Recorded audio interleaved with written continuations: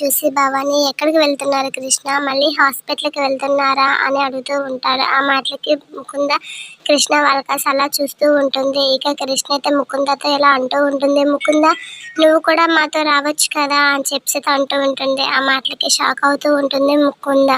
అవును ముకుంద, నువ్వు కూడా మాతో షాపింగ్కి రావచ్చు కదా అని చెప్పి అంటూ ఉంటారు.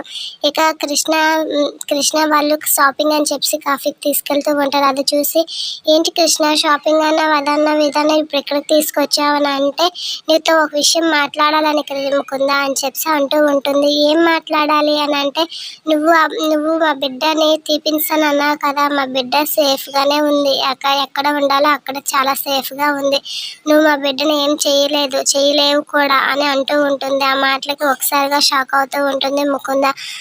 ఏంటి అంటే, ఏం మాట్లాడు కృష్ణ ముకుంద అని చెప్పి కృష్ణ అంటూ ఉంటుంది. ఏం మాట్లాడాలో తెలియక ముకుంద అలా షాక్ అవుతూ ఉంటుంది.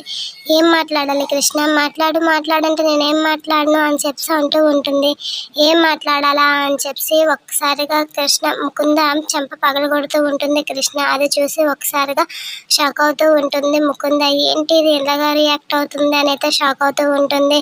నా బిడ్డ జోలికి కానీ వచ్చావో నీ అంత తెలుస్తానని చెప్పి ముకుందంతో కృష్ణ అంటూ ఉంటుంది. ఇక కృష్ణ అన్న మాటలకి ఒకసారిగా షాక్ అవుతూ ఉంటుంది ముకుంద. ఏం చేయాలో తెలియక అలా చూస్తూ ఉండిపోతుంది.